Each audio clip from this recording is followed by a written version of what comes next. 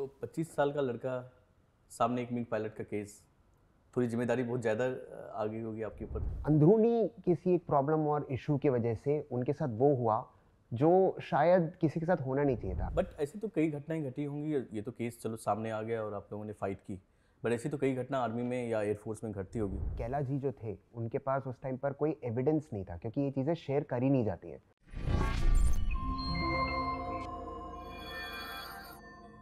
वाकिफ कहाँ है जमाना हमारी उड़ान से, वो और थे जो हार गए आसमान से। आज जो हमारे गेस्ट हैं, उन्होंने एक ऐसे केस पे काम किया है जिसके बारे में आप सबको जानना जरूरी है। संजीत सिंह कायला जी का केस क्या है, क्या उसकी स्थिति है, कहाँ तक पहुँचा है, हम उनसे ही बात करते हैं। तो हमारे साथ हैं भरत कुमार जी। भरत, स्वागत है आपका वायरल टॉक्स में। थैंक यू सो मच प्रकाश। अच्छा, पहला सवाल यह है कि आप चाहते, और जितने आप मतलब मैं जहाँ तक आपको जानता हूँ इतने इंटेलिजेंट हैं और मतलब दिखते भी हैं। Thank you. तो आप इंजीनियर बन सकते थे, कुछ और प्रोफेशन को चूज कर सकते थे, लॉ क्यों चूज किया आपने? मैं ये झूठ बोलूँगा अगर मैं बोलूँगा कि इंजीनियरिंग को मैंने कंसिडर नहीं करा था। तो मैं एक ट्रेडिशनल साउथ इंडियन फैमिली से आता हूँ। वहाँ पर हमारे यहाँ ये होता है कि आपने इंजीनियरिंग करनी है। तो अब मैं सच बात बोलूँ तो आपको इंजीनियरिंग और लॉ में मेरा एक कंसिडरेशन था। उस टाइम की तरफ मेरा झुकाव ज़्यादा लॉ की तरफ हुआ था, तो इसलिए मैंने लॉ करा था। अच्छा, और लॉ चूज करने के बाद आपको कोई ऐसा लगा कि नहीं, अरे यार इतना मुश्किल काम चूज कर लिया, इससे अच्छा तो इंजीनियरिंग कर लेता है? सच बोलूँ तो नहीं, क्योंकि हमारे प्रोफेशन में होता क्या है कि जब आप काम करना शुरू करते हैं तो जिसके साथ आप काम करते हैं उसका बड़ा फ़र्क पड़ता है। तो मैं ब्लेस्ड था कि मुझे एक ऐसा सीनियर मिला या एक ऐसा एक मार्गदर्शक मिला जिसने मुझे काफ़ी चीज़ें सिखाई, जो काफ़ी चीज़ें आगे हर तरफ उन्होंने हमें लेकर गए। तो ये हमें काफ़ी बेनिफिशियल रहा था। तो मेरे को कभी रिग्रेट्स नहीं थे इस चीज़ के। राइट, ठीक है। अभी अभी जिस केस के बारे में हम लोग डिस्कस करने वाले हैं, संजीत सिंह कायला सर का केस, जिस केस ने ना ही आपके जीवन में एक बदलाव भी लाया, व्यक्तिगत भी और प्रोफेशनली भी। तो मैं जानना चाहता हूँ कि उनसे आपकी मुलाकात हुई कहाँ पे थी और कैसे वो केस आपके पास आया। फिर हम केस के बारे में डिस्कस करेंगे। जी प्रकाश, ये करीबन 2012 की बात है कि मैं और मेरे जो बॉस हैं इस वक्त, साई कृष्णा जी, तो हमको ये एक कॉमन सोर्स के थ्रू, एक उनके जो फ्रेंड है उनके थ्रू उन्होंने कांटेक्ट करा और उन्होंने बोला कि ऐसा ऐसा है और मेरे को ऐसा लगता है कि एक ये जो मिग क्रैश हुआ है जिसमें मेरे को बहुत ही इंजरीज हुई हैं, ये इंजरी मेरे को एक मैन्युफैक्चरिंग डिफेक्ट की वजह से हुआ है। तो और वो मैन्युफैक्चरिंग डिफेक्ट एक मिग 21 एयरक्राफ्ट में था। तो हम जब उनसे मिले तो उस दौरान उन्होंने अपनी पूरी जर्नी पूरी बताई कि क्या रहा उनके साथ और किस तरह से इनफैक्ट उन्होंने ये बोला था कि एयरफोर्स ने उनको बहुत अच्छे से ट्रीट करा है, उनके एयरफोर्स से कोई रिग्रेट्स नहीं थे। लेकिन उनके जहन में पूरे टाइम ये था कि मुझे अपने एंड से बाकी लोगों को बचाना है। उनको ये था कि मेरी तरह बाकी लोग सफ़र ना करें, कि जो मुझे इंजरी हुई है और कोई इसमें ज़िम्मेदार नहीं हुआ, तो जिम्मेदारी होनी चाहिए, ये पूरा का पूरा उनका एम था। ओके, तो पूरी फाइट मतलब रिस्पॉन्सिबिलिटी तय करने की थी कि ये जिम्मेदारी है किसकी। जी ठीक। तो फर्स्ट मुलाकात में मुझे लगता है कि जब ये 2012 की बात है तो उसमें आपकी एज भी मतलब मुझे लगता है 24-25 के आप रहे होंगे जी। तो 25 साल का लड़का, सामने एक मिग पायलट का केस, थोड़ी जिम्मेदारी बहुत ज़्यादा आ गई होगी आपके ऊपर। ऐसा नहीं लगा कि कुछ बड़ी जिम्मेदारी मैंने ले ली? मैं आपको बहुत ही ऑनेस्टली बोलूँ तो ये उनका बड़प्पन है कैला जी का, जो उन्होंने बोला कि नहीं ये या इनके साथ जो काम करेंगे वो हैंडल कर सकते हैं। और जैसे मैंने आपको बोला था कि हमने काफ़ी इसमें इन डेप्थ रिसर्च भी करी थी, तो शायद उनको ऐसा लगा कि उनका केस ढंग से हैंडल हो पाएगा और ये उनका बड़प्पन भी है। तो कैला जी की बात करते हैं और मैं कैला जी से मिला भी हूँ, आप जानते ही हैं। तो जब आपके सामने, जब आप 25 साल के एज में होते हैं और आपको सामने दिखता है कि एक मिग पायलट मिग पायलट की पोस्ट पे थे, शायद उसमें पायलट ही थे, वो स्क्वाड्रन लीडर। जी स्क्वाड्रन लीडर थे, राइट। तो बुरा लगता है कि जब एक स्क्वाड्रन लीडर इसके लिए फाइट कर रहा है कि उसे न्याय मिल पाए, न्याय मिलना चाहिए या रिस्पॉन्सिबिलिटी तय हो पाए, तो बुरा लगा था उस समय कि एक पर बिल्कुल बुरा लगा था। और इसका एक कारण ये भी है कि आप ये देखिए कि इसके दो पहलू हैं। एक पहलू ये है कि एक आर्म फोर्स, एक ऐसा सैनिक है जो आपके देश को आंतरिक और बाहरी जितने भी आपके प्रॉब्लम्स हैं उनसे बचा रहा है। और दूसरा ये है कि अंदरूनी किसी एक प्रॉब्लम और इशू की वजह से उनके साथ वो हुआ जो शायद किसी के साथ होना नहीं चाहिए था। अगर आप इसके इक्विवेलेंट देखें, कुछ इसके बराबरी का देखें, तो अगर भगवान ना करे हमारे साथ कोई कमर्शियल एयरक्राफ्ट में ऐसा हो कि कोई एयरक्राफ्ट में प्रॉब्लम निकल जाए, तो क्या हम वो कमर्शियल कंपनी के अगेंस्ट केस नहीं करेंगे? तो ये चीज़ें उनको बुरा लगती हैं क्योंकि वो अपने ही सिस्टम में सिमट जाते हैं। ये ज़्यादातर रहता है उनके साथ। राइट। लेकिन मिग क्रैश का कोई पहला केस तो था नहीं। आप अवेयर ही हैं कि इंडिया में कितने मिग क्रैश जी। इससे पहले भी हुए हैं। इस मिग क्रैश में एक बात नहीं थी कि पायलट खुद सामने आते हैं और बोलते हैं कि भाई मिनिस्ट्री हो या जो भी इसके लिए जिम्मेदार आदमी हो, कंपनियां हो, वो अपनी जिम्मेदारी तय करे। राइट। तो इतना आसान तो नहीं रहा होगा कि इसको कोर्ट में ले जाएं और सामने वाले को आप कोर्ट में लाएं, क्योंकि सामने एक बहुत बड़ा तंत्र है, वो चाहे HAL हो या डिफेंस मिनिस्ट्री हो, और आप एक 25-26 साल का एक वकील और एक साथ में एक स्क्वाड्रन लीडर। नहीं, ये आप सही बोल रहे हैं। हमने क्या करा था, हमने सिस्टमैटिकली इसको फॉलो करा था। अब कैला जी जो थे, उनके पास उस टाइम पर कोई एविडेंस नहीं था क्योंकि ये चीज़ें शेयर करी नहीं जाती हैं। अगर कोई डिफेक्ट होता है, कोई इशू होती है, वो एक इन्वेस्टिगेशन के थ्रू आती है, उसको हम कोर्ट ऑफ इंक्वायरी बोलते हैं। इस इन्वेस्टिगेशन के बाद ही ये पता लगा था कि हाँ प्रॉब्लम यहाँ पर है, पर HAL का ये मानना ना नहीं मानना एक दूसरा मुद्दा है जो उन्होंने कोर्ट में भी नहीं माना, पर वो उस इन्वेस्टिगेशन के पार्ट थे। ये ऐसा हो जाए कि अगर मैं खुद ही एक इन्वेस्टिगेशन का पार्ट हूँ और मैं मान रहा हूँ कि वो प्रॉब्लम हुई है, पर मैं बाद में मना कर रहा हूँ, पर वो एक अलग चीज़ है। अब उनके साथ क्या हुआ था, जब हमें पता लगा कि उनके पास कोई प्रमाण नहीं है, कोई प्रूफ नहीं है, तो किनके पास? कैला जी के पास। क्योंकि होता क्या है कि आपको कोई लिखित में ये चीज़ें दी नहीं जाती है। तो हमने उस समय उस दौरान पे RTI के थ्रू ये पता लगाया था कि रीज़न ऑफ द क्रैश क्या था। बट डिफेंस मिनिस्ट्री में आप RTI कर सकते हैं? जी कर सकते हैं। आप सरकारी RTI in fact right to information किसी भी सरकारी ऑर्गेनाइजेशन में आप फाइल कर सकते हैं, और आपको वो डिपेंडिंग अपॉन कि वो मतलब कुछ आपका नेशनल सिक्योरिटी इंटरेस्ट को हर्ट नहीं करता है, वो आपको इन्फॉर्मेशन देंगे। तो हमारा तरीका यही था कि हमने वो पता लगाया था, और उसके बाद जब हम सर्टन थे कि यही इशू है, फिर हमने एक रिट पिटिशन फाइल करा था दिल्ली हाई कोर्ट में। तो पिटिशन दायर करने वाले कैला जी के बिहाफ पे आप लोगों ने, आपकी कंपनी ने या फर्म कंपनी ने दायर किया था? That's right. उस टाइम कैला जी जो थे वो पिटिशनर होंगे उसमें, क्योंकि उनके अगेंस्ट ही वो अग्रीव्ड हैं। अग्रीव का मतलब कि उन्होंने सहा है वो। तो आप एक रिट पिटिशन में जो right to work in a safe environment है, उसमें आप ये फाइल करेंगे। कैला जी इसमें एक right to safe working environment का उन्होंने रिट फाइल करा था हमारे थ्रू। और ये अगर मैं आपको एक सिंपल टर्म्स में बोलूँ तो अगर एक बहुत ही फेमस केस आया था विशाखा वर्सेस स्टेट, तो उस टाइम तो उस टाइम औरतों के ऊपर था कि उनको अपने जगह में, वर्क प्लेस में सेफ एनवायरनमेंट मिले। तो ये राइट वहाँ से निकलता है। एक और एग्जांपल दूँ तो जैसे कि अगर आप देखें तो अगर कोई सरकारी कंपनी में काम करे, जैसे इंडियन ऑयल या और कहीं पर, तो उनका भी सर्टन राइट्स हैं, आपको वो एनवायरनमेंट सेफ मिलना चाहिए। तो हमारा रिट पिटिशन फाइल करने का पूरा मुद्दा ये था कि मैं बेशक एक रिस्क वाला काम कर रहा हूँ, मैं बेशक एक ऐसा काम कर रहा हूँ जिसमें बहुत जोखिम है, लेकिन इसका ये मतलब नहीं है कि आप मुझे डिफेक्टिव या फॉल्टी इक्विपमेंट देंगे। और ऐसे में मैं तो हार्म होता ही हूँ, मैं मतलब कि जितने भी आपके आर्म फोर्सेस वाले हैं, लेकिन देश को भी हानि पहुंचती है। तो उनका पूरा मुद्दा ही इस पर था। अच्छा, इसमें दो पार्ट है मुझे लगता है। एक तो कैला जी की पर्सनल लाइफ, चूँकि वो जॉब में भी थे, और जॉब में जो तमाम दिक्कतें मुझे लगता है एक डिफेंस में होती है कि आप बाहर जाके फाइट कर रहे हो अगेंस्ट मिनिस्ट्री या अगेंस्ट HAL, जिसके भी अगेंस्ट हो।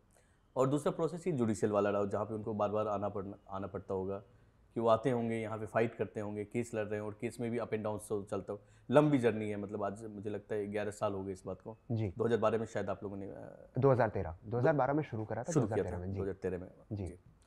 तो दोनों जर्नी में आप कैला जी, जहाँ तक मैं जानता हूँ कैला जी की, वो इतने स्ट्रॉन्ग आदमी तो हैं ही मेंटली कि वो फाइट कर सकते हैं। आपका एक्सपीरियंस कैसा रहा? आपको लगा ऐसा किसी समय कि भाई अब केस तो हम लोग दायर कर रहे हैं, आगे क्या होगा? ऐसा ना हो कि हमें बीच से आउट होना पड़े, हम कुछ प्रूफ नहीं कर पाएंगे, क्योंकि आपके पास कोई प्रूफ तो था नहीं जब आप लोग केस कर रहे थे, और अंदर से कुछ निकालना, और HAL क्या ये मानने के लिए तैयार होता कि भाई ये गलती उनकी थी? एक्चुअली प्रकाश, अगर आप देखेंगे तो एक RTI जो होता है वो एक सरकारी स्टेटमेंट के इक्विवेलेंट होता है, वो उसके बराबर होता है। तो अगर आपको एक आरटीआई के रिप्लाई में सरकार का कोई ऑर्गेनाइजेशन, सरकारी ऑर्गेनाइजेशन ये लिख कर दे रही है कि ये चीज़ हुई है या ये चीज़ें हैं, क्योंकि हमने काफ़ी क्वेश्चन पूछे थे और उन क्वेश्चंस के जो आंसर आए थे वो इनकी तरफ पॉइंट करते थे। तो वो आरटीआई केस के बेस पे था या आरटीआई सेपरेट आपने डाला था? आरटीआई सेपरेट, क्योंकि अगर आप, जैसा आपने सही बोला, अगर आप रिट पिटिशन फाइल करते हैं या आप कोई भी पिटिशन फाइल करते हैं तो आपका जो पिटिशन है, आपका जो कुछ भी आप एक दायरा फाइल करते हैं तो वो सस्टेन करने के लिए आपके पास, आपके हाथ में कुछ होना चाहिए। अब इनको कभी लिखित में ऐसा तो बोला नहीं गया कि ये चीज़ आपके साथ हुई है, तो वो आरटीआई सफिशिएंट होता है, क्योंकि इस आरटीआई में हमने काफ़ी क्वेश्चंस पूछे थे कि क्या क्या प्रॉब्लम थी, कहाँ प्रॉब्लम थी, किस चीज़ में थी, कोर्ट ऑफ इंक्वायरी प्रोसीडिंग जो मैंने आपको पहले बोला उसमें क्या निकला, ये कोर्ट ऑफ इंक्वायरी प्रोसीडिंग कब हुई थी, फाइनली क्या एचएएल ने इसका मुआवजा सरकार को दिया, क्योंकि अगर ये हुआ है तो सरकार ने बोला होगा कि आप इतने पैसे हमें दीजिए या इतना हम आपके अगेंस्ट ऑफसेट कर देंगे। तो ये चीज़ें हमने पूछी थी, तो उसमें हमें सिस्टमैटिकली सारे रिप्लाईज मिले थे और वो रिप्लाईज सफिशिएंट थे एक फिट केस बनाने के लिए, ये हम सर्टन थे। और तो फर्स्ट जो आपने सारे आरटीआई लाने के बाद पहली बार कोर्ट में आप 2013 में आप लोग जी फर्स्ट टाइम जी, तो क्या रिप्लाई था? मतलब चूंकि हम लोग सारे, मेरे ऑडियंस भी सारे अवेयर नहीं है कि जुडिशियल प्रोसेस में खासकर जब डिफेंस का केस हो तो कैसा माहौल होता है, तो उनका क्या फीडबैक था, मतलब जो जज हों या सामने वाली जिन पे आपने केस दायर किया है? इनफैक्ट प्रकाश, आप विश्वास नहीं करेंगे, लेकिन पहली बार जब ये मैटर आया था तो ये करीबन यहाँ से अभी से 10-11 साल पहले की बात है। एक ब्रिलियंट जज was there, justice Geeta Mittal. उनका पहला स्टेटमेंट ये था कि ये चीज़ आगे लाने के लिए इतना टाइम क्यों लग गया। आप ये देखिए कि सिस्टम कैसे वर्क करता था कि इतना टाइम लग गया। तो 2013 की बात बोल रहा हूँ मैं आपको ये। अगर आप उस टाइम जज की तरफ से रिस्पॉन्स देखें तो बहुत इंकरेजिंग रिस्पॉन्स था। उनको ये था कि अब एविडेंस है तो इसमें हम आपको कुछ रिलीफ दे सकते हैं। मैं दो आगे भी बढ़ के आपको बोलूँगा, रिलीफ से मेरा ये मतलब है, हमने 2 चीज़ें मांगी थी, totally contrary to the public perception, जो लोगों के बीच में जो एक बात है उससे अलग। हमने क्या मांगा था कि अकाउंटेबिलिटी आप मुझे दो और मेरे को एक अपॉलजी दो। वो इसलिए क्योंकि मेरे साथ ये हुआ है, और दूसरा ये कि उन्होंने कोई मुआवजा नहीं मांगा था, उन्होंने बोला था जो आपको ठीक लगता है दो, ताकि एचएएल पेनलाइज हो, मतलब कि एचएएल को सजा मिले। तो ये 2 मुद्दे थे। पर coming back to what you were saying, वो बहुत ही ज़्यादा इंकरेजिंग था उस टाइम पर। अब पहली हियरिंग में तो आपको केवल दूसरी साइड को नोटिस होता है, नोटिस मतलब कि आपको बोला जाता है कि आप आके अपीयर करिए और अपना जवाब दीजिए, बट जज बहुत ज़्यादा इंकरेजिंग थी, ये मैं आपको बोलूँगा, दिल्ली हाई कोर्ट में। अब जैसे कि ये केस कोर्ट में आपने डाला, और तो इनडायरेक्टली या डायरेक्टली कोई प्रेशर आप लोगों पे आ रहा हो कि भाई आप लोग कैसे जा सकते हो कोर्ट, और ऐसी घटना तो घटते रहती, मतलब बिग क्रैश होना कोई नई बात तो है नहीं, तो अगर इस केस में नया क्या है और आप कैसे आ सकते हो? इनडायरेक्टली कोई प्रेशर आपके ऊपर आ रहा हो या कायला जी पे कोई प्रेशर आ रहा हो, ऐसा कभी फील किया आपने किसी प्रेशर को? ऐसा तो कभी कोई प्रेशर नहीं था कैला जी पे भी, उन्होंने मुझे कभी नहीं बोला कि ऐसा कुछ प्रेशर था। अब थोड़ा इधर उधर बातें तो शायद होती भी होंगी, किसी को भी अच्छा नहीं लगता कि आप एक सिस्टम में रहकर शायद ऐसी चीज़ों को चैलेंज कर रहे हैं, तो मे भी कोई नोक झोंक, लेकिन ऐसा कभी उन्होंने मेंशन नहीं करा मुझे। अच्छा भरत जी, अभी बहुत सारे लोग इस केस के बारे में नहीं जानते हैं, बहुत ज़्यादा अवेयर भी नहीं है, तो पहले मुझे ये बताएं कि ये घटना पूरी घटी कैसे थी और ये पूरा प्रकरण क्या था, कैसे ये इनको कोर्ट तक आने की ज़रूरत पड़ गई, तो पहले ये मिग क्रैश हुआ कैसे था? तो प्रकाश जी, 4 जनवरी 2005 को कैला जी, विंग कमांडर, तब विंग कमांडर थे वो, विंग कमांडर संजीत सिंह कैला, अपने 3 और को पायलट्स, मतलब जो अलग अलग प्लेन उड़ा रहे थे, मिग 21 एयरक्राफ्ट अगेन, तो 4 एयरक्राफ्ट प्रैक्टिकल सॉर्टी, इसको 4 एयरक्राफ्ट ट्रेनिंग एक्सरसाइज बोलते हैं, वो लेकर नल एयरफील्ड राजस्थान से ऊपर की तरफ उड़े। This is only a training exercise. Okay. जैसे ही वो उड़े, उन्होंने उनका एयरक्राफ्ट उड़ा, उन्होंने देखा कि हल्का सा एक जर्क आ रहा है लेफ्ट में एयरक्राफ्ट में, मिग 21 एयरक्राफ्ट में। फिर उन्होंने एकदम से उनके साथ में जो बाकी थे एयरक्राफ्ट में, उन्होंने दूर से अपने रेडियो कम्युनिकेशन के थ्रू बोला कि आपके एयरक्राफ्ट में आग लगी है। उन्होंने अपने दाएं, बट नीचे से किसी ने फील्ड में देखा? नहीं, अच्छा, उनके साथ वाले ने, क्योंकि 4 एयरक्राफ्ट अच्छा, की 4 आपकी एक साइज थी, 4 एयरक्राफ्ट एक साथ टूटते हैं, वो उनका अपना कुछ फॉर्मेशन होता होगा उसमें। तो इमीडिएटली फिर कैला जी ने अपना पेरिस्कोप में देखा, राइट पेरिस्कोप में, और उनको देखा कि पीछे दाईं ओर बहुत आग लगी हुई है। उन्होंने बाकी एयरक्राफ्ट्स को बोला कि अब आप मुझसे दूर हट जाइए क्योंकि मैं आपके लिए संकट बन सकता हूँ। फिर उन्होंने ATC जो हैं, that is air traffic controller, जो पीछे बेस पे थे, उनको बोला कि आप रनवे को खाली करिए ताकि मैं रेसिप्रोकल मतलब कि वापस आके लैंडिंग कर सकूं। इतने में वो थोड़ा आगे निकल गए थे, क्योंकि जितना इतना दौरान पूरा होता है तो आपके 10 12 15 20 सेकंड निकल जाते हैं, और किसी भी फाइटर एयरक्राफ्ट के लिए ये काफ़ी टाइम होता है। वो अपने एयरक्राफ्ट को मोड़ कर फिर वापस लाने लगे एयर स्ट्रिप की तरफ। इतने में क्या हुआ कि फायर और हाइड्रोलिक अलार्म, ये मेजर अलार्म्स होते हैं आपके किसी भी फाइटर एयरक्राफ्ट में, वो ब्लिंक होने लग गए। सब्सिक्वेंटली उसके बाद एक मास्टर ब्लिंकर अलार्म होता है, वो भी ब्लिंक होने लग गया। इन तीनों का मतलब ये होता है कि आपके एवियोनिक्स, यानी कि आपके जो भी इंजन और जो अंदर के पुर्जे हैं, उन्होंने अब गिव अप कर दिया है, they are not ready to perform. तो किसी भी पायलट का सर्वाइव करने का तरीका उस टाइम पर ये होता है कि वो बस एक एजेक्शन कर देगा। उनका स्टैंडर्ड ऑपरेटिंग प्रोसीजर भी वो होता है, खुद को बाहर कर ले। जी, खुद को बाहर कर लेंगे, क्योंकि उनका वो प्रोसीजर होता है, एक SOP होता है, स्टैंडर्ड ऑपरेटिंग प्रोसीजर। उसमें ये होता है आप हर चीज़ को चेक करेंगे, ये सही है नहीं है, ये आपको कुछ सेकंड के दौरान बीच में करना पड़ता है। तो उन्होंने उसी 5 से 10 सेकंड के बीच, इनफैक्ट लेस देन 5 सेकंड्स के बीच, ये सारी की सारी चीज़ें देखी, नापी, और फिर उन्होंने ये रियलाइज़ करा कि अब अगर मैंने बचना है, मैंने सर्वाइव करना है, तो मुझे उस एयरक्राफ्ट से निकलना पड़ेगा, एजेक्ट करना पड़ेगा। अब जैसे ही वो एजेक्शन के लिए प्रिपेयर होने लगे, उन्होंने देखा कि एक बहुत ही एक डेंसली पॉपुलेटेड विलेज, एक गांव जो लोगों से भरा हुआ था, जहां पर जान माल काफ़ी था, जीवन सन की धानी इंडो विलेज करके एक है, उन्होंने, राजस्थान में, जी बिल्कुल, उसी नल एयरबेस से थोड़ा दूर, क्योंकि आपका फाइटर क्राफ्ट वहां तक पहुंच गया था तब, राइट। तो उन्होंने देखा कि वो वहां पर लोग हैं। उन्होंने ये भी देखा कि अगर उस समय मैं उस एयरक्राफ्ट से निकलूंगा और एयरक्राफ्ट को अपने भरोसे छोड़ दूंगा कि वो कहीं पे भी गिर जाए, तो 3000 लीटर का ये भरा हुआ एयरक्राफ्ट, फाइटर एयरक्राफ्ट, उस गांव में जाकर गिरेगा। कितने लोग, इससे कितने लोगों को हानि पहुंचेगी, कितने जान माल में नुकसान होगा, बहुत मतलब तहस महस हो जाती है चीज़ें।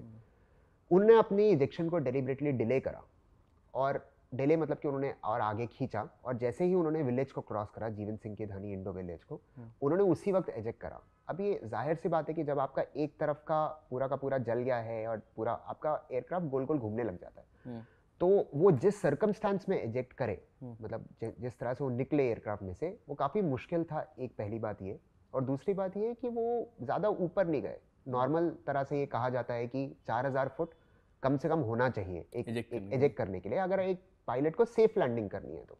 क्योंकि ये हमें ऐसा फिल्मों में लगता है कि वो बहुत आसान है, लेकिन एक एयरक्राफ्ट जो इतना अनकंट्रोलेबली स्पिन कर रहा है, और उसमें से आप निकल के, आपको ये नहीं पता कि आप नीचे जा रहे हैं कि ऊपर जा रहे हैं, आप ऐसे देखिए ना, आप टाइम तो कर नहीं सकते, कुछ पता नहीं जी।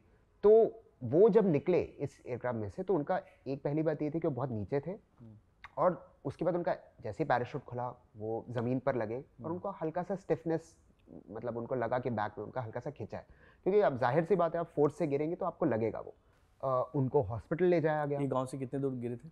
ये गांव से होंगे करीबन मेरे हिसाब से 2 से 3 किलोमीटर तो होगा कम से कम, इससे ज़्यादा ही होगा, क्योंकि एग्जैक्ट मतलब उनकी लैंडिंग जो हुई वो प्रॉपर गांव से दूर थी, हाँ, क्योंकि उन्होंने ये देखा था कि मैं गांव क्रॉस कर जाऊं, उनका एम ही ये था। अगर वरना जी, अगर देखा जाए तो नॉर्मल अगर वो एजेक्ट करते तो ये नौबत ही नहीं आती, उनको इंजरीज ही नहीं होती। तो फिर वो एजेक्ट हुए, फिर उनका हॉस्पिटल ले जाया गया। एक हफ्ता करीबन वो लोएस्ट मेडिकल कैटेगरी होती है इंडियन एयरफोर्स की, उसमें रहे। हॉस्पिटल कौन ले गया उनको? हॉस्पिटल उनको एयरफोर्स वाले ही आ गए थे। अच्छा, और उसके बाद गांव वाले वहाँ बहुत ज़्यादा हेल्पफुल थे। गांव वाले उनके पास आए, उन्होंने बोला कि आपको पानी चाहिए, कुछ चाहिए, क्योंकि ये होता है कि आप एक गांव में जाते हैं तो उनको आर्मी वाले एयरफोर्स वालों के लिए उनकी भावना बहुत होती है।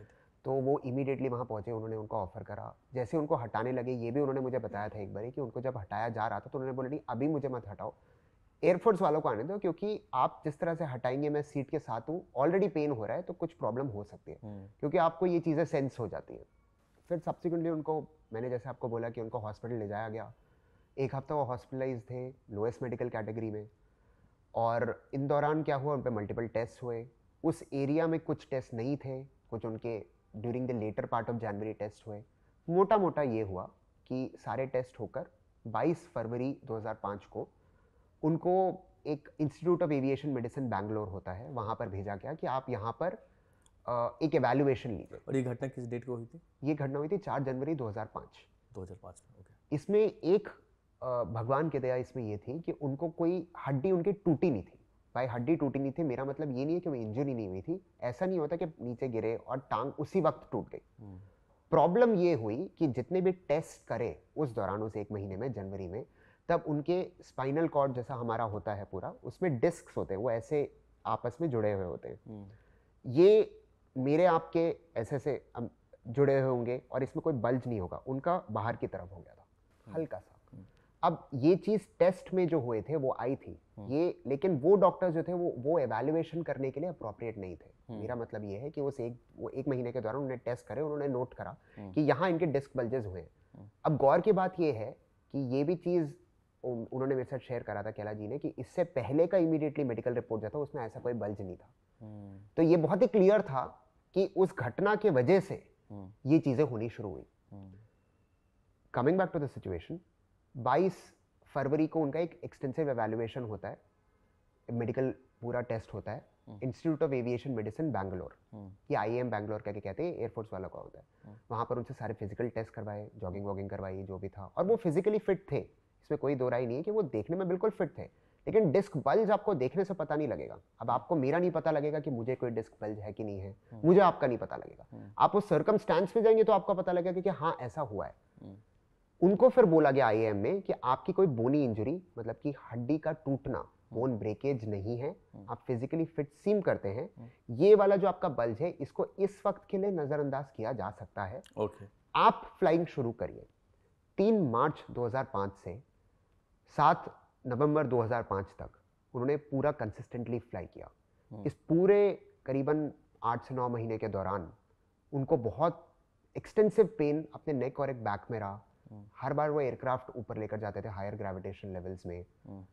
कई बार तो उनको काफ़ी घंटे उस नीचे आने के बाद भी रहा। उनको वो डॉक्टर्स के साथ पूरी तरह संपर्क में थे, छुट्टियां भी ली उन्होंने बीच में 2-2 3-3 महीने, लेकिन ये ठीक नहीं हुआ।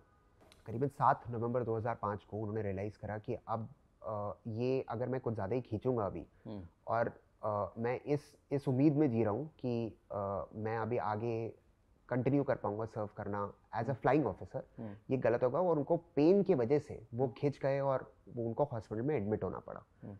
अब 7 नवंबर 2005 को उनको लोअर मेडिकल कैटेगरी में डाल दिया गया। कुछ समय बाद उनको फ्लाइंग कैटेगरी भी उनकी रिवोक कर दी गई। ये एक प्रोटोकॉल होता है, ऐसा नहीं कि उनके साथ कुछ भेदभाव हुआ, पर मोटा मोटा ये है कि उन्होंने अपनी गलती ना होने की वजह से, लोगों को बचाने की वजह से काफ़ी कुछ सहा है। तो इस पूरे सिचुएशन में अल्टीमेटली अगर देखा जाए तो कहीं ना कहीं कैला जी का एक, मैं कहूँगा डिस्पाइट बीइंग अ पेट्रियट, एक देशभक्त होने के बावजूद भी वो एक स्टेप पीछे आ गए थे अपनी लाइफ में, क्योंकि ये भी होने लग गया था कि उनके पर्सनल लाइफ अफेक्ट होने लग गई थी। छोटी छोटी चीज़ें जैसे कि उनको लॉन्ग ड्राइव्स पे जाना होता था।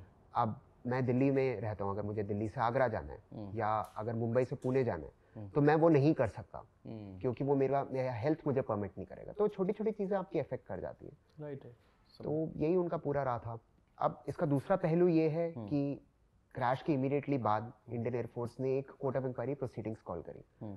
अब ये जो भी मैं आपको बता रहा हूँ ये समथिंग ऑन रिकॉर्ड है, ये ऐसा नहीं है कि मैं आपको बोल रहा हूँ कि ये मतलब एक छुपी हुई बात है, क्योंकि जो जस्टिस भट्ट की जजमेंट थी डिवीजन बेंच की, जिसकी वजह से फिर सब्सिक्वेंटली HAL ने अपील करा सुप्रीम कोर्ट में, उसमें ये सारी चीज़ें लिखी हुई है। पर हुआ क्या कि जब एक court of inquiry proceeding call करी गई क्रैश की इमीडिएटली बाद, वो भी प्रोटोकॉल होता है। अब ये गौर दीजिएगा इसको, HAL भी उस कोर्ट ऑफ इंक्वायरी प्रोसीडिंग में शामिल था। कोर्ट ऑफ इंक्वायरी मतलब कि हुआ क्या है इस मुद्दे की जांच करी जाए, पूरी इंटरनल उनकी बिल्कुल, ये एक फैक्ट फाइंडिंग कमेटी होती है। वो कमेटी का जो रिजल्ट निकलता है वो बहुत ही फुल प्रूफ होता है, बहुत हर पहलू को देखा जाता है। मैं आपको क्यों बोल रहा हूँ पहलू को देखा जाता है, 18 से ज्यादा विटनेसेस को एग्जामिन करा, उसमें से एक दिन के लिए 7 जनवरी को केवल कैला जी थे। जब उनसे पूछा था कि हुआ क्या था, क्या तुमने सारे SOP फॉलो करे, उन्होंने बोला हाँ मैंने करे, और उसके बाद उनसे पूछा नहीं गया। बाकी जितने विटनेस थे, चाहे वहां पर कोई गांव में था या कोई ऐसा था जो HAL का अपना आदमी था ना, इस पे गौर करिए क्योंकि उनके अपने लोगों ने वहां पर टेस्टिमनी दी है। ये पूरी फैक्ट फाइंडिंग कमेटी हुई।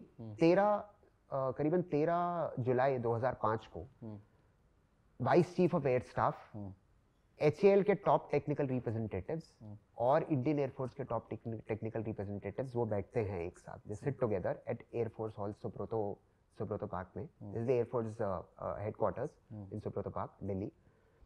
एंड दे डेलिब्रेट, वो इस चीज़ पे आगे बहस करते हैं कि हुआ क्या है। अब वो मीटिंग काफ़ी घंटे चलती है जिसमें हर एक पहलू को हटाया जाता है, जैसे क्या ये कोई पक्षी का लगा हुआ है, बर्ड हिट है, या फिर कोई हाइड्रोलिक फेलियर है, या फिर फ्यूल लीकेज है। ऐसे बहुत पहलू होते हैं जो वो एक एक करके हटाते हैं और फिर वो एक कंक्लूजन पे आए HAL की सहमति से कि आपका 3 o'clock position of the after burner manifold. After burner manifold मतलब आपने देखा होगा एक जेट के पीछे से निकलता है काफी आग, ऐसे गोला होता है, उसको आफ्टर बर्नर मैनिफोल्ड बोलते हैं। वो मैं आपकी से उसके लिए बोल रहा हूँ। वहां पर एक फटीग फेलियर था। फटीग फेलियर मतलब वो ले नहीं पाया क्षमता। वो ले नहीं पाया क्षमता का reason can be anything, but to be honest that is linked to poor workmanship. और ये उन्होंने बोला कि पुअर वर्कमैनशिप मतलब कि HAL के एक बैड वर्कमैनशिप की वजह से ये हुआ है। ये अभी तक हम कोर्ट पे नहीं आए हैं, ये उनकी अपनी कमेटी और HAL वालों ने बोला है, खुद के HAL वालों ने खुद ये इस पे सहमति देकर साइन करा है वहां पर। फिर ये चीज जो भी हुआ, इसको 21 जुलाई 2005 को vice chief of air staff ने ठप्पा लगाकर आगे चीफ ऑफ एयर स्टाफ को भेजा। 29 जुलाई 2005 को चीफ ऑफ एयर स्टाफ एक बहुत ही ज्यादा नोटिंग्स करते हैं। ये नोटिंग्स से हमें अभी प्रिवी बनाया नहीं गया, ये नोटिंग्स रीड करी गई थी कोर्ट में। ये नोटिंग में ये आता है, 3 चीजें आती हैं। पहली बात कि केला जी ने सारी SOPs फॉलो करी। दूसरी बात कि उन्होंने उस विलेज को बचाया, अगर वो उस टाइम प्रोजेक्ट नहीं करते तो बहुत लोगों की जान जाती। और तीसरी महत्वपूर्ण बात कि हिंदुस्तान एरोनॉटिक्स लिमिटेड जो है वो एट फॉल्ट है, क्योंकि उन्होंने एक मैन्युफैक्चरिंग डिफेक्ट था एयरक्राफ्ट में बिकॉज ऑफ पुअर वर्कमैनशिप। ये chief of air staff bases the opinions of HAL representatives also gives this as a final answer। तो ये आपका पूरा मुद्दा है। तो दो चीज़ें इसमें निकल गई। क्या HAL का ये पहला कोई फर्स्ट ऐसा कोई केस था जिसमें उनकी डिफ़ॉल्ट निकल के आई, मतलब उनका जो फॉल्ट निकल के आया है, या फिर ऐसे केस होते रहते हैं HAL के साथ? अगर आप अवेयर हो तो इसके बारे में कुछ बताएं कि HAL ऐसी चीज़ें होती रहती हैं। नहीं, मैं ये चीज़ को नकारूंगा और ये गलत होगा अगर मैं बोलूँ कि HAL के साथ ऐसा होता रहता है, क्योंकि रिकॉर्डेड फैक्ट अगर आप देखेंगे तो मैं केवल इसी केस का दे सकता हूँ। ये मेरा बोलना गलत होगा कि HAL के साथ होता है। अगर आपका इंटेंशन ये है कि आप बाकी एयरक्राफ्ट क्रैशेस के बारे में बोल रहे हैं तो वो एक अलग मुद्दा है, उनके अलग अपनी रिसर्च होंगी, उनका अलग एक रीजन होगा। मैं उसमें नहीं घुस सकता, मैं घुसना भी नहीं चाहता, क्योंकि केला जी का केस एक रिट पिटिशन था, वो एक PIL नहीं था। इससे बाकी आर्म फोर्सेस वालों का भला होगा, इसमें कोई दो राय नहीं है, अकाउंटेबिलिटी आएगी, पर बाकी मिग के साथ क्या हो रहा है इसके साथ उसका कोई लेना देना नहीं है। और जहां तक कि इसका सवाल है, ये ऑन पेपर है, बाकी में कितना ऑन पेपर है, क्या है, ये मुझे नहीं पता। अच्छा, अब अभी हम इसमें 2 घटना घटी, एक तो जो संजीत सिंह कायला जी के साथ घटना घटी वो तो एक सेपरेट है, और एक कहानी गांव की है। और जब मैंने पढ़ा भी था न्यूज़ में और संजीत जी से मेरी बात भी हुई थी, तो उन गांव वालों से क्या अटैचमेंट सर का रहा? मैंने सुना था ऐसा कि सर ने उस गांव को अडॉप्ट भी किया और फिर उस गांव से एक अच्छा रिलेशन भी उनका डेवलप हुआ, और सर जन्मदिन भी अपना 2 बार मनाते हैं। सही कह रहे हैं आप। इनफैक्ट प्रकाश, आप काफ़ी जानकारी रखते हैं जो होता है आर्म फोर्सेस में, ये क्योंकि ये काफ़ी अच्छी बात है। अब जहाँ तक कि 2 जन्मदिन का सवाल है, होता क्या है कि अगर कोई भी आर्मी वाला, एयरफोर्स वाला, आर्म फोर्सेस वाला, अगर उनके साथ ऐसा कुछ होता है कि उस दिन उनकी मौत हो सकती थी, उनकी जान जा सकती थी, तो वो उनके लिए एक जन्मदिन हो जाता है, क्योंकि भगवान ने उनको एक जन्म दिया है।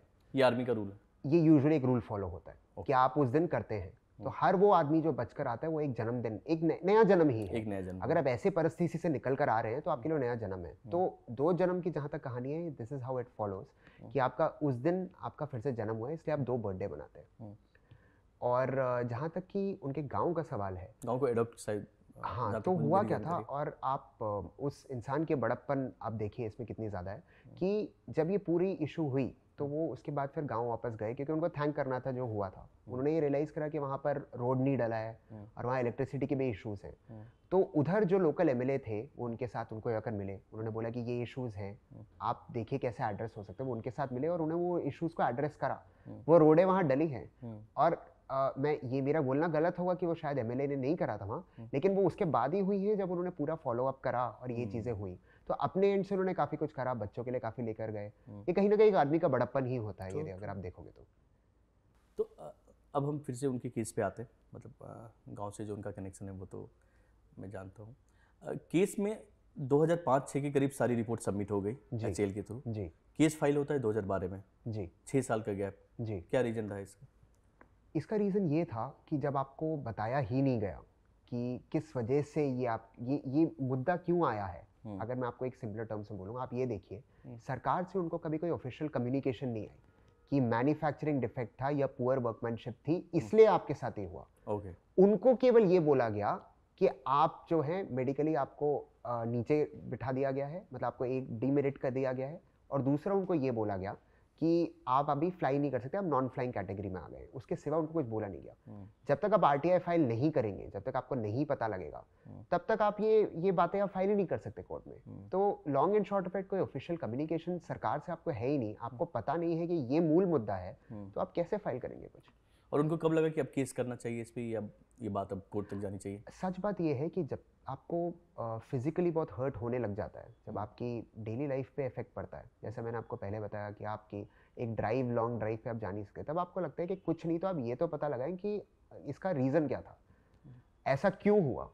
और ये आप तभी करेंगे जब आपको कोई, जैसे या तो कोई आपको कोई बताए, या फिर आप वो RTI फाइल करें। अब कहीं ना कहीं RTI जैसा एक प्राविधान, एक रूल, एक लॉ इंडिया में है, तो आप इसका फ़ायदा उठा सकते हैं। और वो भी अगर आप देखें, मैं आपको एक बड़ा ऑनेस्टली बोलूँ तो, जब उन्होंने हमें आकर कांटेक्ट करा तो हमने उनको तब ये बोला था कि आप RTI फाइल करिए, इससे ही आपको पता लग सकता है। एक सिस्टम में अंदर जो आदमी है, शायद उसको ये चीज़ें नहीं पता होंगी कि मैं कैसे ये चीज़ें बाहर लेकर आ सकता हूँ।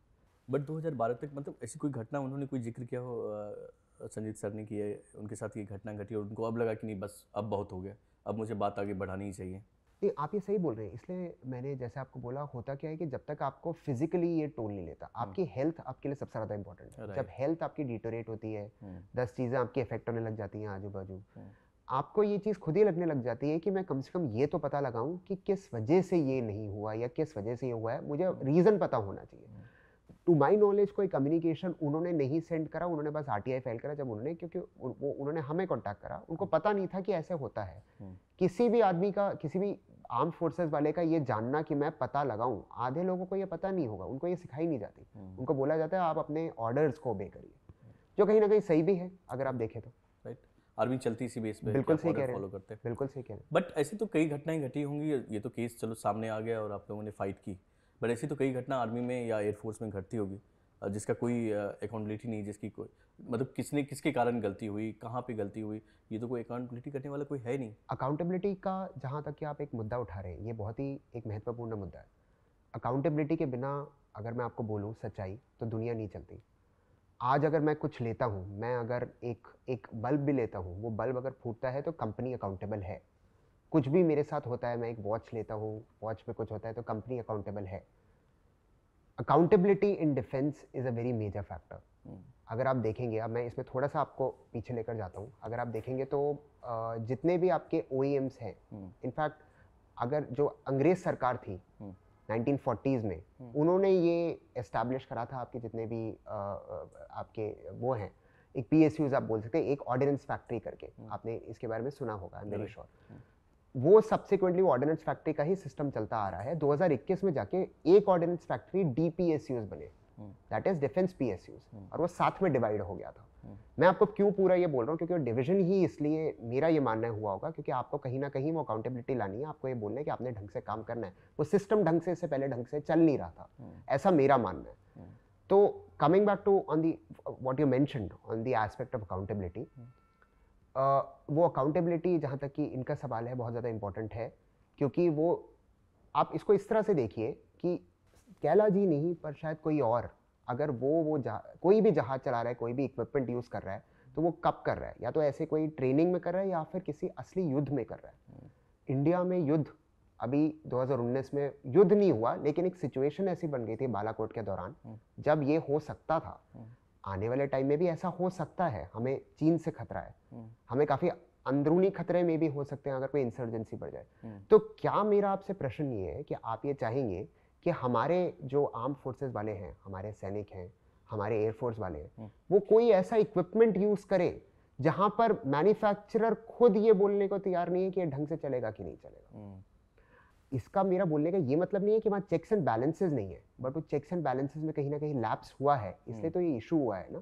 तो अकाउंटेबिलिटी आपको चाहिए, देश अभी आत्मनिर्भर होने की मतलब जिस तरह से आगे बढ़ रहे हैं, जैसे आपने बोला वो हो रहा है, आत्मनिर्भर भारत पे इतना एम्फेसिस है, ये तो आप भी एग्री करेंगे। पिछले 6 साल में हमारे डिफेंस एक्सपोर्ट्स करीबन 10 गुना बढ़े हैं 8 साल में, if I'm not wrong, 6 से 8 साल में। Correct figures you will be knowing मोर। बिल्कुल बिल्कुल सही। तो आप अकाउंटेबिलिटी लाएंगे, आप अंदर काफी अपनी सेना को ही सशक्त करेंगे ना। आप ये भी तो देखिए, ऊपर से आप जिसको एक्सपोर्ट कर रहे हैं वो भी बोलेगा कि हाँ इनका जो ये वेपन्स है वो सही है, वो कोई भी कुछ गड़बड़ होने की आशंका नहीं है। तो ये एक चीज़ है, अकाउंटेबिलिटी इज इम्पोर्टेंट। तो अभी जो केस है आपका, मतलब हाई कोर्ट में शायद आप जीते हो वहाँ पे जी, तो हाई कोर्ट पे किस बेस पे आपको जीत मिली है पहली? दूसरी जो अभी सुप्रीम कोर्ट में शायद ये मामला है, तो सुप्रीम कोर्ट में किस आधार पर वो लोग लेके गए? तीसरी बात कि आप चाहते क्या है इस केस से? क्या कंपनसेशन चाहना आपका, मतलब पाना आपका पर्पस है, या कुछ और आप डिमांड है आपकी गवर्नमेंट से, मिनिस्ट्री से? हाई कोर्ट में ये केस करीबन 4 साल चला था और 2017 में डिवीजन बेंच एक थे, justice Bhatt was leading the division bench at that point of time. तो उन्होंने ये जजमेंट दिया था जो इनके फेवर में आया था। क्या था जजमेंट? जजमेंट में ये था कि मैं आपको मूल बताऊँ, मतलब ब्रीफ में बताऊँ एक बात, तो ये था कि आप सेंट्रल गवर्नमेंट को ये कम्युनिकेट उनको करना चाहिए था कि एक डिफेक्ट था, वो कम्युनिकेट ना करके उन्होंने गलती करी है। सेंट्रल गवर्नमेंट को एचएएल को करना चाहिए था या नहीं? हम इसको दो तरह से देख रहे हैं। जब उसमें दो पार्टियां थी, एक था यूनियन गवर्नमेंट और एक था एचएएल। तो जज साहब ने ये बोला, डिवीजन बेंच ने, कि जो यूनियन गवर्नमेंट है उनको ये कैला जी को बोलना चाहिए था कि एक मैन्युफैक्चरिंग डिफेक्ट था और इस वजह से आपके साथ ये हुआ। Basically he was saying and he meant that communication ought to be there so that the person knows as to what is happening.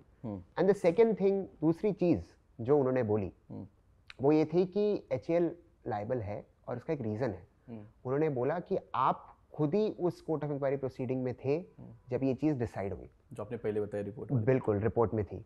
उसके बाद उन्होंने ये भी बोला था कि ये ना मानना अंत में कि नहीं मुझसे गलती नहीं हुई है, ये मेरे एंड से थोड़ा ब्रैशनेस होगा, मतलब कि ये होगा कि मैं नहीं मान रहा।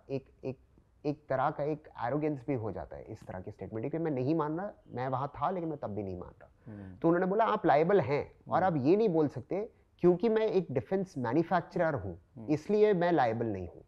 उन्होंने ये भी बोला कि आप एक सरकारी डिफेंस मैन्युफैक्चरर हैं। गौर की बात यह है कि जस्टिस प्राइवेट नहीं है। बिल्कुल, गौर की बात यह है कि जस्टिस भट्ट ने उसमें यह भी नोट करा है कि सरकार ने खुद ये एडमिट करा है कि आपका ये हक है कि आप एक राइट टू इक्वालिटी। अब होता क्या है, article 21 means right to equality, I am so sorry, right to safe working environment.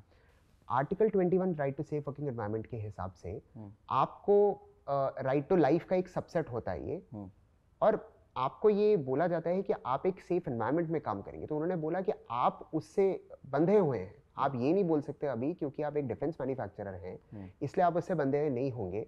और एक रिस्क एलिमेंट होता है। रिस्क एलिमेंट का मतलब कि हर जो देशवासी होता है, हर एक जो सैनिक होता है, वो जब वहां पर जाता है अपने देश के लिए लड़ने के लिए, तो उस टाइम पर ये नहीं बोला जा सकता कि क्योंकि तुमने साइन किया है, क्योंकि तुमने ये बोला है कि आप देश के लिए बिल्कुल वहां जाके लड़ोगे और अगर जरूरत पड़ी तो अपने प्राण भी दोगे, आप वो एक फॉल्टी इक्विपमेंट को लेकर भी जाम दो क्योंकि आपके वो एक जॉब प्रोफाइल में है। उन्होंने ये बोला, आपका जॉब प्रोफाइल वो नहीं है। इस पूरी एनालिसिस को आने में उन्होंने बहुत कंपैरिजंस करे थे, यूएस के लॉज, यूके के लॉज, यूके के केसेस। तो एक बड़ा ही रीजन जजमेंट था। और अभी सुप्रीम कोर्ट में किस बेस पे केस है? मतलब सुप्रीम कोर्ट में एचएएल ने अपील करा है और उन्होंने ये बोला है कि ये एक बैड इन लॉ है। मैं आपको एक शॉर्ट वो बोल रहा हूँ, ये बोल रहे हैं कि ये काफ़ी फ्लड गेट्स खोल देगा जजमेंट के। अब ये भी काफ़ी स्टार्टलिंग लगता है क्योंकि आप ऐसा स्टेटमेंट क्यों देंगे अगर आपको अपनी बनाई हुई चीज़ों पर ही भरोसा है। फ्लड गेट मतलब कि आपको डर है कि ऐसी लिटिगेशन और आ जाएंगी। तो ये एक वियर्ड बात है, बट ये अभी केस पेंडिंग है सुप्रीम कोर्ट में। तो मैं ये मेरा गलत होगा बोलना क्योंकि सब जुडिस मैटर, तो I wouldn't want to comment on it too much. But court ने उस टाइम पर क्योंकि नोटिस इशू करा तो स्टे करा। तो अगर मैं आपको बोलूं तो ये फिलहाल जजमेंट स्टेड है सुप्रीम कोर्ट में, लेकिन that doesn't mean that in the future it won't be upheld.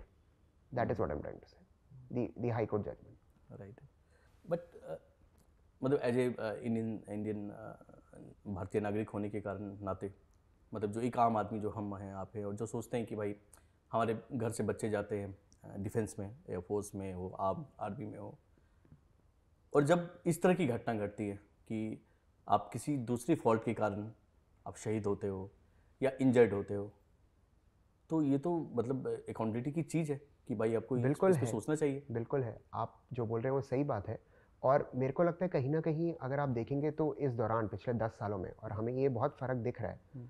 In fact ये तो कैला जी ने खुद ही बोला था कि बहुत चेंजेस आए हैं डिफेंस में, मैन्युफैक्चरिंग में और आत्मनिर्भरता जिस तरह से प्रधानमंत्री जी लेकर आ रहे हैं, तो ये चेंजेस तो अभी इस वक्त आए हैं। विद टाइम ये चेंजेस और आएंगे, बट जहाँ तक ये अकाउंटेबिलिटी की बात है, ये नेसेसरी इसलिए है क्योंकि आप एक तरह से देश को सही दिशा दिखा रहे हैं। आप ये बोल रहे हैं कि ये बेशक हमारे फोरमोस्ट वेपन्स मैन्युफैक्चरर हैं, ये गलत थे इसलिए इनको देना पड़ा। और दूसरा पहलू ये है कि आई एम वेरी श्योर कि आपको यू मस्ट बी अवेयर कि 80% जो हमारा डिफेंस इक्विपमेंट आता है वो DPSU से आता है। तो मेरा आपसे प्रश्न ये है कि क्या अकाउंटेबिलिटी फिक्स करके आप ये नहीं चाहेंगे कि प्राइवेट प्लेयर्स भी इसमें आए? क्या ये नहीं चाहेंगे कि उनके बीच में कंपटीशन हो? आप एक ही पे निर्भर रहेंगे, मोनोपोली ना हो किसी की। बिल्कुल, तो वो एक टाइम पे जाके स्लैकन करेगा क्योंकि उसको पता है कि शायद काम मेरे पास ही आए। तो वो अकाउंटेबिलिटी इंपॉर्टेंट है। ट्रू। एक और सवाल है कि इस तरह के जब केस होते हैं जी, और जब भी ये घटना घटी है 2005 में जो आपने या उससे पहले भी जब मिग क्रैश होते हैं या फिर डिफेंस के डिफरेंट वो आर्मी हो, नेवी हो, कहीं भी कुछ तरह की घटना घटी है, ये घटना तो हमारे सामने आ गई और इसके लिए HAL फाइट भी कर रहा है कि उनकी अकाउंटेबिलिटी नहीं है। बट ये बुरा नहीं लगता कि एक जवान एक विंग कमांडर फाइट कर रहा है सिस्टम के अगेंस्ट और सिस्टम में सुधार के लिए, और हम उससे लड़ाई कर रहे हैं बजाय इसके कि हम उसको कुछ सपोर्ट करें, उसके इस कदम को सराहें। मतलब आपकी बात हुई कभी चर्चा किसी गवर्नमेंट में या किसी भी कायदे से अगर आप देखें तो एक अपील करना किसी भी एक हायर कोर्ट में किसी का भी राइट है। राइट। तो अगर भगवान ना करे अगर ये ऐसा होता कि हाई कोर्ट में हमारे अगेंस्ट आता तो हम भी अपील करते। तो जहाँ तक ये HAL का सवाल है, वो अपील करना उनके राइट हैं। पर ये बोलना कि जो वो चीज़ें बोल रहे हैं, अब मैं आपको वो नहीं बता सकता क्योंकि वो अभी सब जुड़े से है, मैं भी बंधा हुआ हूँ। जो चीज़ें जिस तरह से जस्टिफाई किया गया है सुप्रीम कोर्ट में भी, तो वो मुझे ऐसा मेरा मानना है कि वो शायद वहाँ इतनी वो शायद होल्ड ना कर पाए वहाँ पर एक आर्ग्यूमेंट। ये ऐसा मेरा मानना है। राइट। अब देखते हैं कि कोर्ट इसको किस तरह से लेता है। तो मैंने कहीं गूगल पे पढ़ा था कि 2007 में एक रिपोर्ट रखी गई थी कांग्रेस गवर्नमेंट में कि डिमांड फॉर ग्रांट्स की, आप इसके बारे में अवेयर हैं क्या? जी जी, डिमांड फॉर ग्रांट्स होता क्या है कि आपकी रिपोर्ट हर साल रखी जाती है, हर मिनिस्ट्री रखती है ये फाइनेंस मिनिस्ट्री के सामने कि आप हमारे ये खर्चे हुए हैं और आप हमें इतना मतलब इतना हमें और पैसा चाहिए होगा साल के लिए। तो एक तरह का एक बजटरी प्रोविजन होता है। अगर आपका इंडिकेशन वो डिमांड फॉर ग्रांट्स को लेकर है कि वहाँ पर कोई जिसमें बजट की डिमांड की गई थी कि डिफेंस में जितने भी बिल्कुल सही कह रहे हैं, तो उसमें ये भी उसमें संजीत सिंह कैला का केस भी मेंशन करा गया था। इनफैक्ट करीबन 52 केसेस वहाँ मेंशन थे, 52 के करीब केस। बिल्कुल। तो मैं उसमें नहीं घुसूंगा, आई वोंट गेट इनटू कि बाकी केसेस का क्रैश रिलेटेड उनके क्रैशेस क्या थे। समवेयर एयर क्रू की वजह से, एयर क्रू मतलब जो आपका वहाँ पर एयरफोर्स वाले हैं, कुछ और रीज़न भी हैं। मैं क्योंकि इस केस से रिलेटेड में मैं ये नहीं बोलना चाहूँगा, बट और रीजंस भी होंगे उन क्रैशेस में। पर हाँ, संजीत जी का केस वहाँ था और वो 2007 में जो सरकार थी उन्होंने वो वेल अवेयर थे इसके, और उन्होंने बोला था कि ह्यूमन एरर सर्विसिंग की वजह से ये प्रॉब्लम है। एक पायलट के बनने में कितनी सारी गवर्नमेंट की रिसोर्सेज लगती है, कितनी उम्मीदें पायलट की फैमिली के साथ होती है जुड़ी हुई कि भाई मेरा बेटा पायलट बना है और अब देश को काफ़ी उम्मीदें होती हैं उनसे, और वो फिर जाके ऐसे किसी हालत में फंसे जहाँ पे कुछ उसका फॉल्ट नहीं है और उसका चाहे वो मिग क्रैश हो या फिर कोई दूसरी दिक्कतें हो जो कि आम दिनों में हम सुनते रहते हैं कि पायलटों के साथ या आर्मी के साथ किसी न किसी के साथ में कुछ न कुछ घटनाएं घटती रहती है। तो ये थोड़ा अजीब सा है, थोड़ा बुरा भी लगता है कभी कभी। आपका क्या मानना है कि इसमें मतलब क्या दिक्कतें कहाँ आती हैं? प्रकाश, अगर आप इसका इंडिकेशन इसकी तरफ दे रहे हैं कि कहीं ना कहीं वो रिस्क नहीं उनको लेना चाहिए, तो ये आई बिलीव आपका क्वेश्चन उसकी तरफ नहीं है। रिस्क एक आर्म फोर्सेस के ज़िंदगी में होता है, एक आर्म फोर्सेस के बंदे का, चाहे नहीं, बट रिस्क होना मतलब मैं शहीद हूँ और पाकिस्तान में जाके मैं लड़ते हुए शहीद हो जाऊँ, ये दो पहलू हैं, आपने सही बोला। और मैं इंडिया में ही क्रैश का शिकार हो जाऊँ। बिल्कुल सही बोल रहे हैं आप। तो लेकिन अगर आप ये इंडिकेट करने की कोशिश कर रहे हैं कि आप उस चीज़ को, उस पर्पस को फुलफिल नहीं कर पा रहे हैं जिसके लिए आपको देश ने रखा, राइट, तो आप बिल्कुल सही बोल रहे हैं। क्योंकि होता क्या है कि हमारा, अब आप देखेंगे तो कितने हमारे कितने सारे पहले वॉर्स हुए, ऐसा नहीं कि अभी आगे नहीं हो सकता, या I am very sure that the government is working towards a no war scenario. वो खुद नहीं चाहेंगे कि वॉर हो, क्योंकि वॉर में जानो माल का काफ़ी नुकसान होता है। पर आपको चाहिए होगा कि आपके वॉर के टाइम पे जितना भी इक्विपमेंट है वो मैल फंक्शन ना करे। इसका एक दूसरा पहलू ये भी है कि अगर एक संजीत जी जैसा एक केस हुआ जहाँ पर उन्होंने ट्रेनिंग एक्सरसाइज करा, और आप ये सोच के देखिए कि अगर वो जहाज़ या वो मिलिट्री इक्विपमेंट अगर किसी पे गिर गया, किसी का नुकसान हो गया, तो देश को कितना नुकसान होता है। It could have also been some city like Delhi, it could have also been some city like Mumbai or any other metropolitan city. और आम दिनों में हम सुनते ही रहते हैं कि भाई यहाँ पे प्लेन क्रैश हुआ, मिग क्रैश हो गया और इस सिटी पे गिर गया। मैं उस चीज़ पे नहीं कमेंट करना चाहूँगा कि मिग क्रैश हुआ और गिरा। वो गलत होगा अगर मैं बोलूँ कि सारे मिग इस रीज़न से ही क्रैश करते हैं। पर मैं ये भी नहीं बोलूँगा कि अकाउंटेबिलिटी नहीं होनी चाहिए। पर एक चीज़ के मैं आपसे सहमत हूँ कि आपके बाहर की सुरक्षा और अंदरूनी सुरक्षा कॉम्प्रोमाइज़ होती है अगर आपका defence equipment up to date ना हो। ये एक पॉइंट है। दूसरा पॉइंट ये भी है कि आप ये देखिए कि एक जैसा आपने बोला, एक पायलट को बनने में देश कितने पैसे खर्चता है, देश कितने रिसोर्सेज खर्चता है। जहाँ तक कि मेरा अनुमान है अब वो 20-25 करोड़ हो जाता है over a period of time. अब इतना इन्वेस्ट करते हैं, तो आप क्यों ये चाहेंगे कि देश एक पायलट लूज करे? क्योंकि pilots are very hard to get, hard to make and hard to retain also.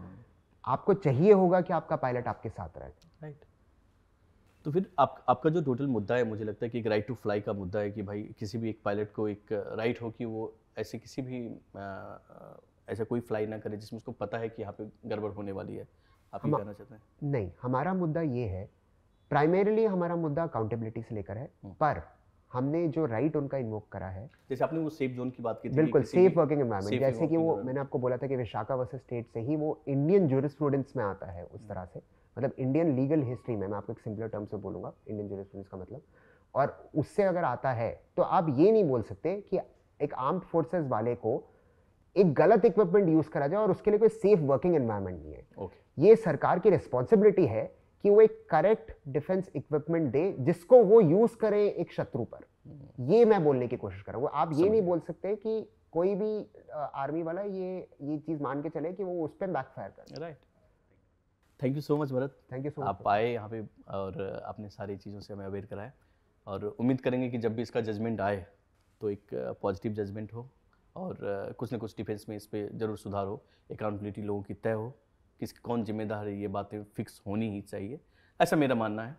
और ताकि लोग आर्मी में आने से और फोर्स में आने से कभी भी सोचे नहीं, उनके अंदर कोई डर ना हो कि वहाँ जाने पे पता नहीं क्या होगा मेरे साथ में, तो ये डर ना हो किसी के अंदर और अकाउंटेबिलिटी तय हो। थैंक यू सो मच आपका आने के लिए। Thank you so much Prakash. Thank you. Sanjeet Singh Kayla का ये केस सिर्फ उनके लिए ज़रूरी नहीं है, ये ज़रूरी है उन तमाम युवाओं के लिए, ये ज़रूरी है उन तमाम माता पिताओं के लिए जिनके बच्चे आर्मी में काम करते हैं। डिसीज़न आने वाला है, डिसीज़न जो भी हो, बट इसमें कोई शक नहीं है कि अकाउंटेबिलिटी तय होनी चाहिए। इसके लिए जिम्मेदार कौन है, ये ज़रूर बात इस पर चर्चा होनी चाहिए। तो फिर हम अगले एपिसोड में मिलेंगे किसी नई गेस्ट के साथ में। Thank you so much.